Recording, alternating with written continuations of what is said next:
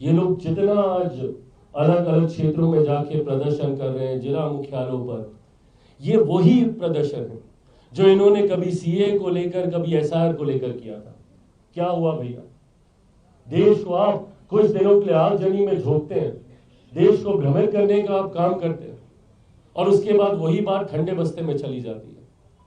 अगर आपके पास कोई सुझाव है, मैं कहता हूं मेरिट पे डिस्कस कीजिए, हम लोग तैयार हैं। आप बताइए कि इसको और कैसे बेहतर किया जा सकता है। क्या भारत के संघीय ढांचे को मजबूत करना गलत सोच है? क्या collective responsibility state and centre की शेयर करना गलत सोच है? और उसमें स्टेट में तो इनकी चिंता मैं बार बार कहता हूं नहीं करनी चाहिए, क्योंकि बचे कुचे भी जो राज्य हैं, इसके बाद हम लोग बंगाल में भी हम लोग सरकार बनाने जा रहे हैं, जो इनके बचे कुचे राज्य भी हैं, और इस बार डाउन साउथ भी आप देखिएगा एनडीए की सरकार बनेगी। तमिलनाडु जैसे राज्यों में वहां पे भी हम लोग की सरकार बनेगी, क्योंकि आज देश ये अनुभव कर रहा है कि भैया डबल इंजन की सरकार के क्या मायने होते हैं, क्या लाभ होते हैं।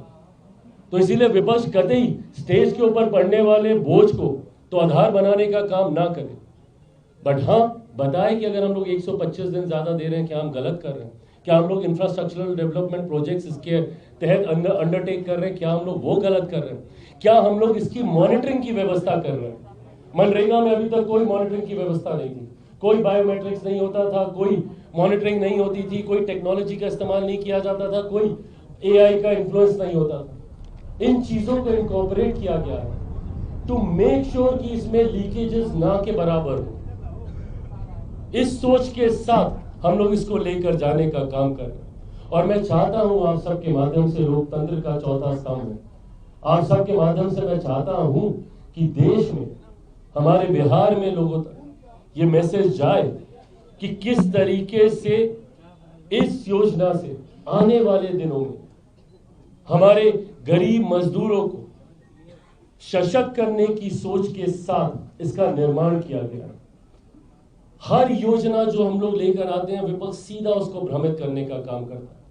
महिलाओं को सशक्त करने की सोच के साथ जो 10,000 रुपए वाली योजना लाई गई, उसको भी उसी तरीके से कि रेवड़ी बांट रहे हैं। भैया समझ में आता है आप लोगों को कि फर्क क्या है दो चीजों में?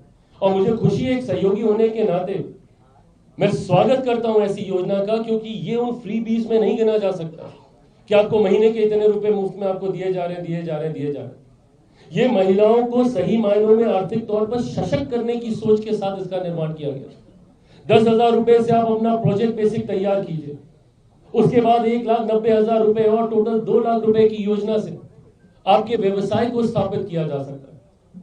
और मैं मानता हूं कि ये रकम एक छोटे उद्योग को लगाने के लिए ग्रामीण क्षेत्र में अपने में काफी है। मेरे खुद के मंत्रालय में पीएमएफएमई की योजना इसी सोच के साथ है, जिसका लाभ देश की एक बड़ी आबादी को हुआ, और सबसे ज्यादा बेस्ट परफॉर्मिंग स्टेट उसमें बिहार रहा इस साल हम लोग का, जहां पे पीएमएफएमई ने बेस्ट परफॉर्म किया, जहां पे छोटे उद्योग लगा के गांव देहात में रह रहे महिला पुरुष अपने आप को उद्यमी बना के जॉब सीकर से जॉब गिवर्स की भूमिका में आते हैं, 2-4 लोगों को अपने नीचे रोजगार देने की क्षमता वो तैयार करते हैं।